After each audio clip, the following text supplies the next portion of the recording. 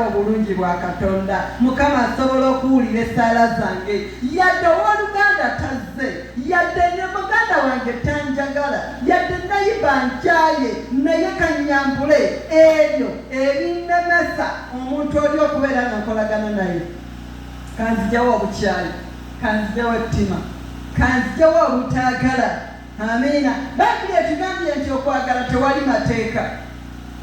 Ekkanisa ya Kristo eweddemu okwagala ku lw'olunaku olubi oluze maaso go. Mukama yeebazibwe. Twambale engatto entuufu, tuli batukuvu, ekifo gye tulimu kitukuvu. Musa ne yeetooloola okulaba ekisaka lwaki kyaka, naye ng'ekifo kye yeetoolooleddemu engatto zaalimu tezimuganya kutuuka wakati ku kisaka okulaba kyekyaka. Bwe yajjamu engatto ezo, Mukama n'ayogera naye n'amugaa ndi Katonda wa Ibulayimu. Tuli bazzukulu ba Ibulayimu. Mukama yeebazibwe. Katonda waffe tagattibwako.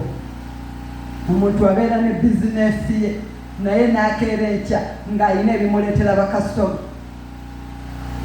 Mukama yeebazibwe. Olina akeera okulima ennimiro, ndi mulimi, waliwo oli yajja n'aŋŋamba nti bw'otema ekikata ekisooka kikole bw'oti ne bw'oti, emmere ejja kubala. Owooluganda sibikola, naye neebaza Katonda nti njirima, n'ennaku zino natunda lumonde, ne baŋŋamba jangu olye ku lumonde, nga beebaza Katonda nga lumonde abaza okukamala.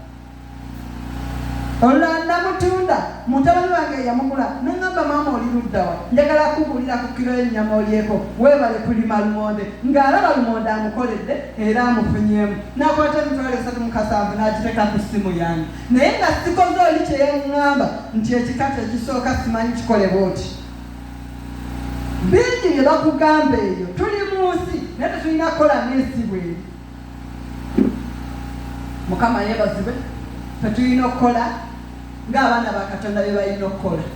Mukama yeebazibwe. Tukkirize Katonda atukola obulungi, tubeere n'essaala ennungi ng'olunaku olubi luzze mu maaso gaffe gye tusobola okwanjula mu maaso ga Katonda. Mukama yeebazibwe. Yadde amaziga weegali, yadde ennaku weeri, naye tukyukire Katonda. Mukama abeere ng'atukola bulungi mu linnya erya Mukama waffe Yesu. Kansaba Mukama abampeera omukisa n'ebigambo ebyo. Haleluya.